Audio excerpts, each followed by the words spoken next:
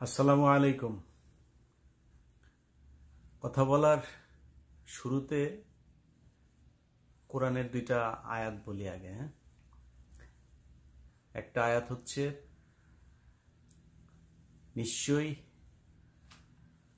কষ্টের সাথেই আছে সুখ।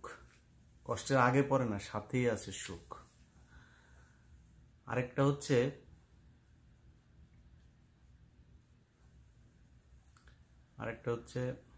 ও একটু হয়তো ভুল হইতে পারে, আল্লাহ মাফ করুক। সেটা হচ্ছে যে, আমি তাদেরকে কিছুক্ষণের জন্য হাসতে দিয়েছি। মানে সিমিলার, আমার একটু হয়তো এদিক ওদিক হইতে পারে বাংলাটা বলতে গিয়ে। যাই হোক, তো মূল সার সংক্ষেপ হচ্ছে, আমার বিশ্বাস করেন গতকালকে আমি প্রায় টানা 3 দিন ঘুমাইলাম না। গতকালকে না ঘুমানোর কোনো কারণ ছিল না, কিন্তু গতকালকে ঘুমাইতে পারিনি। আমি সকালে 7টার সময় ঘুমাইছি। আমার এটা বিশ্বাস হচ্ছিল না যে মানে আল্লাহ এইভাবে ম্যাজিক দেখাইতে পারেন। আপনারা আমাকে যারা দীর্ঘদিন ধরে শোনেন তারা নিশ্চয়ই জানেন যে অনেকবার এই কথাটা বলেছে যে শেখ হাসিনার বিদায়টা স্বাভাবিক কোনো ঘটনা হবে না, অস্বাভাবিকভাবেই সে যাবে, এবং ঘুম থেকে উঠে শুনবেন সে নাই। তাই হইল। দেখেন, আমার মনে হয় পুরো পৃথিবীর ভেতরে সবচাইতে প্রতাপশালী একজন রাষ্ট্রনায়ক ছিল শেখ হাসিনা। শেখ হাসিনার আশপাশের লোকগুলি দেখেন, এই যে পলক, তারপরে ওই যে আরাফাত, 2 দিন আগেও বলল তাদের নাকি এত গুলি আছে, প্রতি সেকেন্ডে যদি 1000 গুলি চলে, তারপরে 5 বছর তারা নাকি টানা এই গুলি চালাইতে পারবে। আরো কত কিছু। ধরাকে সরাজ্ঞান করে নাই। আমার এই ভিডিও, এই ইউটিউব, এই ফেসবুক, এগুলোতে অনেকবার শুনতে হয়েছে, দেশে আয়। কার দেশে এখন কে যায় রে ভাই? চোরের মতো পালায়ে গেছিস, চোর। আমরা মানে অনেক রাগ ছিল, ক্ষোভ ছিল, আমার সাথে অনেক অন্যায় হয়েছে। আমি কোনোদিন পলিটিক্স করি নাই। আমার আমার পরিবারের সাথে যাদের সম্পৃক্ততা আছে, এই 2001 সালে মিছিল টিছিল করতাম, এরকমই। কিন্তু কোনদিন কোনো দলের সাথে আমার নাম, আমি কোনো পলিটিক্স করা কোনোদিনও করিনি। আমার পরিচিত যত মানুষ আছে জিজ্ঞেস করেন গিয়া, কখনো করিনি। তারপরে এখানে এসে ইসকন নিয়ে নিউজ করার কারণে আওয়ামী লীগের লোকজন পোস্ট করে, এই করে ফেলবে, ওই করে ফেলবে। তো আল্লাহ এত অধ্যত্বপনা সহ্য করে না। শেখ হাসিনা যখন দেশ থেকে বের হয়ে যায়, তার আগের মুহূর্তেও পুলিশের কমিশনারের বক্তব্য শোনেন। শেখ এই যে ওই একটা আছে নাকি, আতিকা নাকি ছাত্রলীগের, সে নাকি 7 মিনিটের মধ্যে নাকি পরের দিন সে মাঠ খালি করে ফেলবে। যেদিন এই হাসিনা যেদিন পলাইলো, পলানোর আগের রাতটাতে কি অবস্থা, সব ওদের ফেসবুক পেজ টেজগুলো ভয়ঙ্কর রকমের কালকে বিশাল ঘটনা, মানে একটা আতঙ্ক তৈরি করতে চাইছে। এটা কেন চাইছে? কারণ শেখ হাসিনা তার দলের নেতা কর্মীদেরকে মানে বলেছে যে তোমরা এইভাবে করবা, কালকে খুব করে ওদেরকে মাঠ থেকে সরাইতে হবে। কিন্তু খেলাটা তো এত সহজ না, এটা শেখ হাসিনা বুঝতে পারে না। এই গেম, এই প্ল্যান, কত জায়গা থেকে যে কত কিছু যে মানে করে তারপরে গিয়েছে, সেটা শেখ হাসিনা বুঝতে পারে নাই। শেখ হাসিনা যতটুকু বুঝতে পেরেছে, তবে তার দলের লোকজন একেবারেই বুঝতে পারেনি। তারা মনে করেছে যে হেফাজতের রাতে এত মানুষের মারা ফেললাম, বিএনপির এত মানুষের গুম করে ফেললাম, কত ঘটনায় কত কিছু করলাম, ছাত্র আন্দোলনে পোলাপান্ডে পেটায়া করে দিলাম, তারপরে সে আগের কোটা সংস্কার আন্দোলনে সেইখানেও পিটায় পিটায় পোলাপানের হাত পা ভেঙে ফেললাম, হাতুড় দিয়ে পেটাইলাম, কিছুই তো হয়নি। এবারও মনে করেছিল কি হবে, মাঠটা একদম খালি করে ফেলবে। আওয়ামী লীগ, তোমাদের আম্মু তোমাদেরকে একটু বলেও মানে সিগন্যালটাও দেয় নাই যে অবস্থা কিন্তু খারাপ, সবাই যে যার মতো পারো ভেগে যাও, সেই সুযোগটাও দেয় নাই। নিজে ঠিকই নিজের আত্মীয় স্বজন আর কাছের কয়েকজন নিয়ে তারপরে ভেঙে গিয়েছে, তোমাদেরকে বলেও নাই।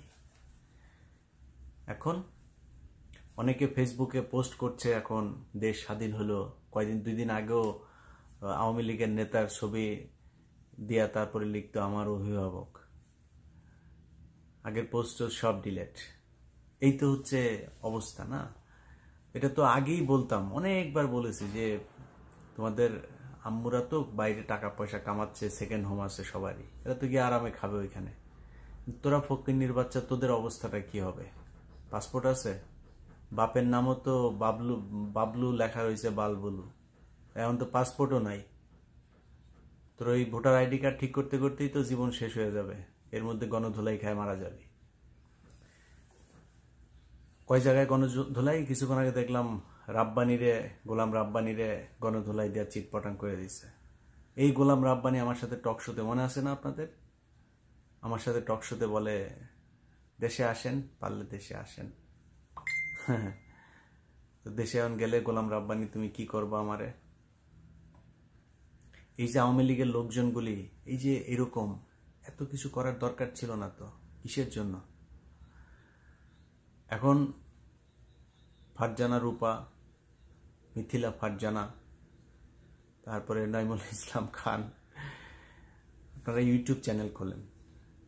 ইউটিউব চ্যানেল কেমনে খুলতে হয় আমার একটু ফোন দিয়েন, আমি শিখাই দেবো কেমনে চ্যানেল খুলে আবার মনিটাইজেশন করতে হয়।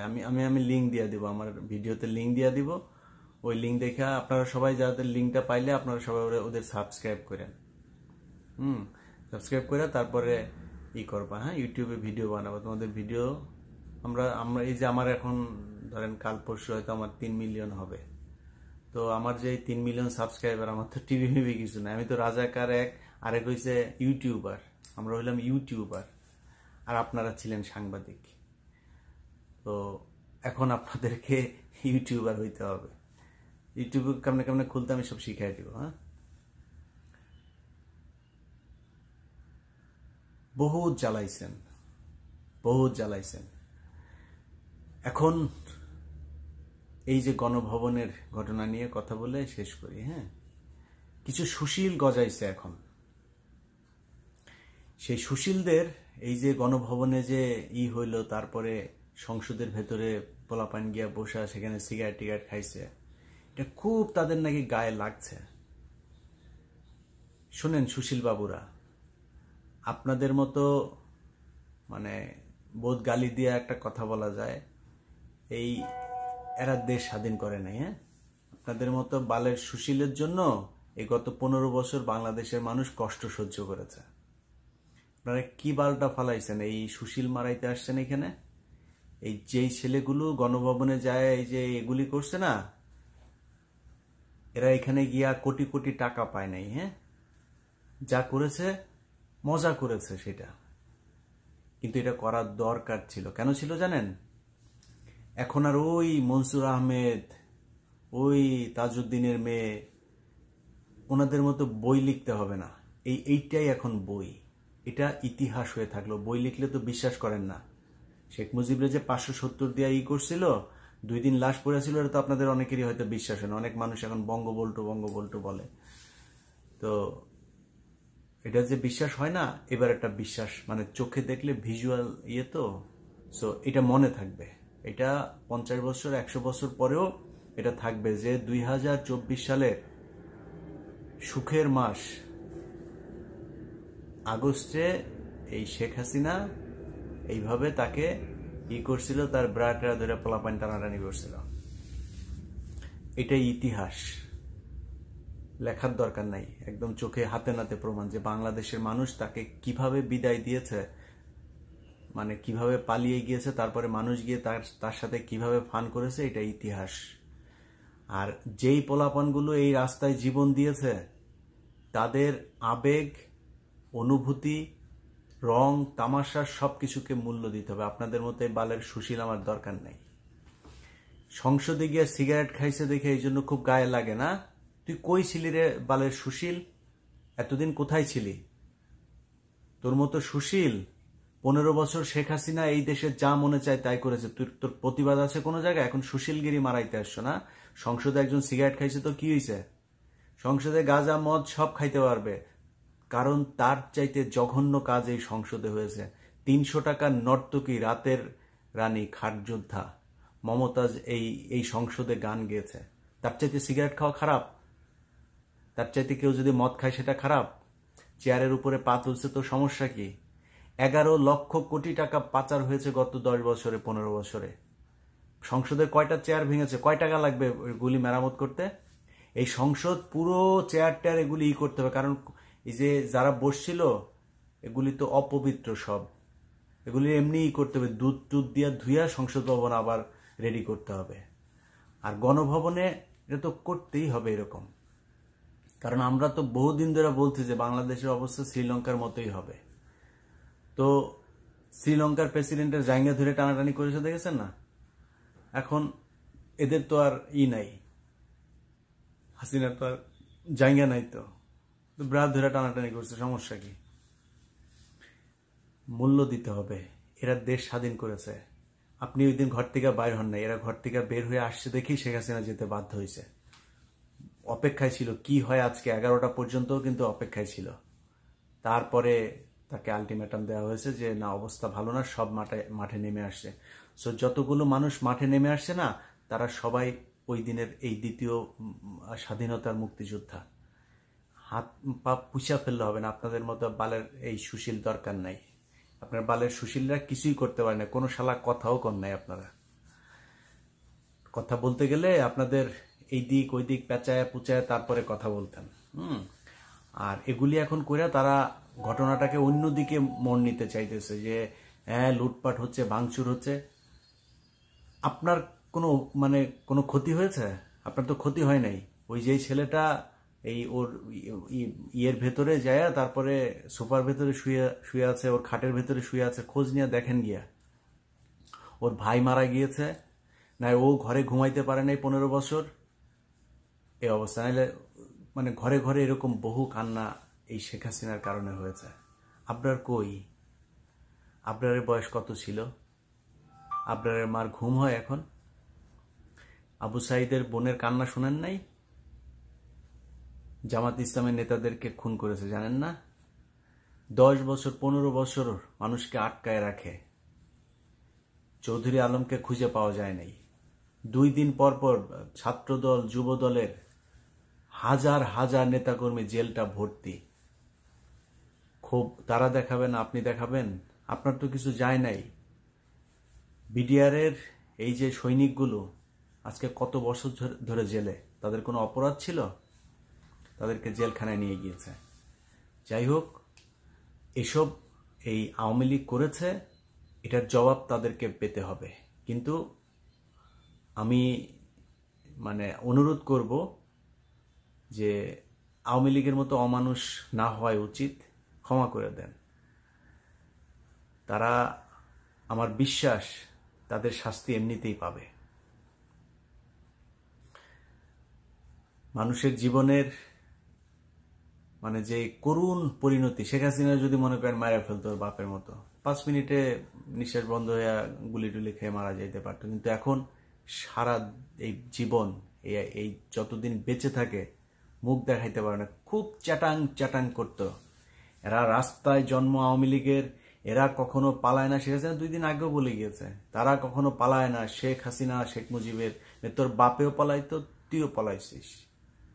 ও এটা দেখবি, কিন্তু ভিডিও কিন্তু দেখবি তুই আমার এটা। হ্যাঁ, সো তোরে বললাম শেখ হাসিনা, তোরে বলছিলাম না, তুই এই বাংলাদেশের মানুষ তোকে কতটুকু ঘৃণা করে সেটা তুই দেখবি একদিন। আল্লাহর কাছে লাখ লাখ কোটি কোটি শুকরিয়া।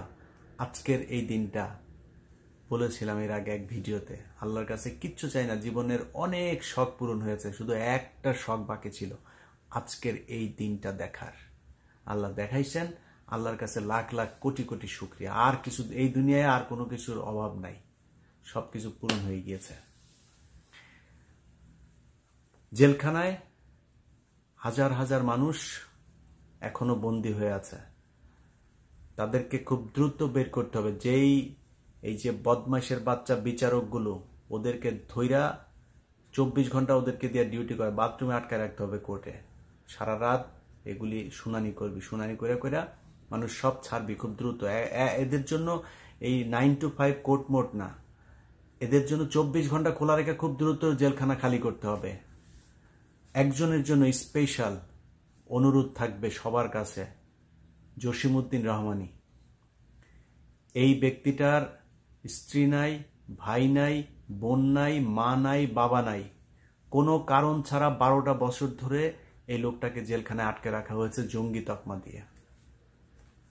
কয়দিন আগে একবার ছাড়লো, সাথে সাথে আবার এই মিডিয়া তার পেছনে লাগলো, এই 71 সময় টিভি এগুলো মিলে তাকে আবার ভেতরে ঢুকাইল। অনুরোধ থাকবে প্লিজ আল্লাহর ওয়াস্তে এই লোকটাকে খুব দ্রুত ছেড়ে দিবেন। তার সাথে ছাত্রদল, যুবদল, ছাত্র শিবির, জামায়াতে ইসলাম, বিএনপি যারা যারা ভেতরে আছেন তারা অনেক কষ্ট সহ্য করেছেন এই দেশের এই দ্বিতীয় প্রজন্মের স্বাধীনতার জন্য।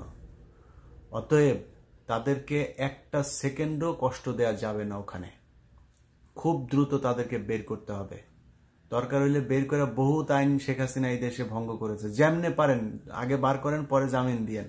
ওই ওদেরকে ধরেন, ধরে ধরে এই বিচারক এগুলিরে যে তোরা যে এই দিন ই করছিস, এখন এটা এগুলি 24 ঘন্টা খাটবি, এগুলি তাড়াতাড়ি সব কটারে জামিন দে, এইভাবে জামিন দেন। আওয়ামী লীগের যেসব মানুষজন আপনার এলাকায় আছে যারা কিনা ধরেন কোনো অত্যাচার করে নাই কিন্তু আওয়ামী লীগ করতো, এখন এসে তারপরে মাপটাপ চাচ্ছে, ওদেরকে অবশ্যই তওবা পড়াইতে হবে, ওদের নতুন করে কালেমা পড়াইতে হবে, কালেমা পড়ায়া তারপরে মুসলমান বানাইতে হবে আবার। কারণ এতদিন ওরা আওয়ামী লীগ ছিল, ওদের ধর্ম আলাদা ছিল, ওদের নবী ছিল শেখ মুজিব। সো ওদেরকে আবার তওবা পড়ায়া কালেমা টালেমা পড়ায়া মুসলমান বানাইতে হবে। সো এটা আপনার মানে কনভার্টেড মুসলিম হবে বা রিভার্টেড বলা যায়। তো এদেরকে এটা অবশ্যই করতে হবে। বিডিআরের যেই জওয়ানরা আজকে এত বছর ধরে জেলখানায়, প্রহসনের বিচারের নামে এই ক্যান্টনমেন্টে তাদেরকে মিথ্যা সাজা দেওয়া হয়েছে, তাদেরকে খুব দ্রুত ছাড়তে হবে। কালামানিক, ওই যে পাগলামানিক কোথায় আছে প্লিজ খুঁজে বার করেন এরে। আমার বিশ্বাস যেহেতু পলক এবং এই হাসান মাহমুদ এই দুইটা যেহেতু আটকা পড়েছে, তার মানে আরো অনেকে আটকা পড়েছে। ওই যে গুলিস্তানের যে টোকাইটা আছে আপনার সম্রাট, এটা কোথায় আছে খুঁজে বার করেন। শামীম ওসমানও থাকতে পারে দেশে, দেখেন খুঁজে পাওয়া যায় কিনা। সো ভালো করে সার্চ করেন, এগুলিরে খুঁজে বার করতে হবে। হ্যাঁ, আর বিমানবন্দরে নিশ্চয়ই মানে পরিস্থিতি জোরদার করা হবে এদের ব্যাপারে, এদেরকে যেখানে পাওয়া যায় সেখানে যেন ব্যবস্থা নেওয়া যায়। তারপরে পুলিশের আইজিপি দেখলাম গোপন জায়গা থেকে দিচ্ছে। কি নির্মম পরিহাস না আওয়ামী লীগ, তাই না? তারেক রহমান নাকি তারে শেখ হাসিনা ধরে নিয়ে তারপরে তাকে বিচারের আওতায় আনবে, এই 1 সপ্তাহ আগেও ধরে নিয়ে তাকে বিচার করা হবে। পলাতক, প্রতিটা গণমাধ্যম তারেক রহমানের নাম বলার আগে পলাতক উচ্চারণ করত। কালকে তারেক রহমানের নিউজ তোদের লিড নিউজ হিসাবে চালাইতে হয়েছে। শেখ হাসিনা এখন তুমি পলাতক, দেশে আসো। আমাদের এতদিন বলতো না দেশে আয়, দেশে এসে তারপরে বল এগুলি। আমি দেশে যাব, কি করবি? কিছু করতে পারবি? আয় বল, কোথায় আসবি, ঠিকানা বল, আমার এই ভিডিওতে ঠিকানা বল, যে কার কোন জায়গায় যায় আমার দেখা করতে হবে, দেখি কি করতে পারিস।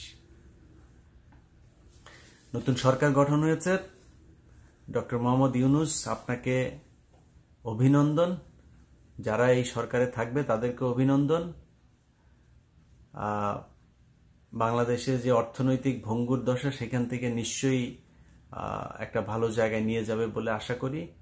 এবং যারাই আসবে, যারাই ক্ষমতায়, এই শর্ট টার্ম যে গভর্নমেন্ট সেটা আপনার তৈরি হবে, এরপরে নির্বাচনের পরে যারা ক্ষমতায় আসবেন, আল্লাহর ওয়াস্তে একটু ঠিক করে দেশটা চালায়েন।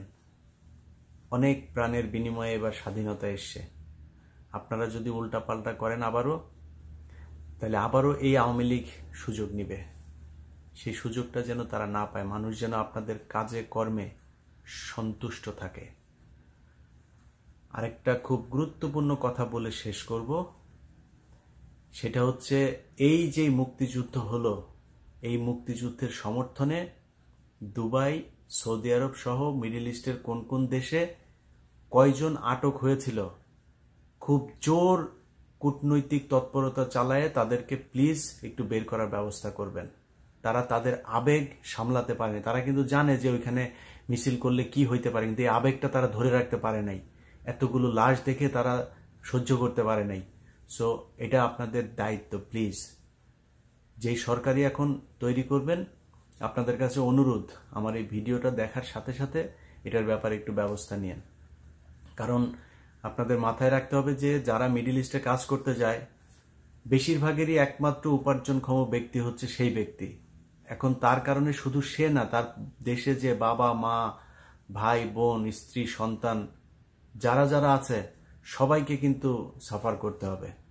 সো আল্লাহর ওয়াস্তে তাদের ব্যাপারে একটু পদক্ষেপ নেবেন।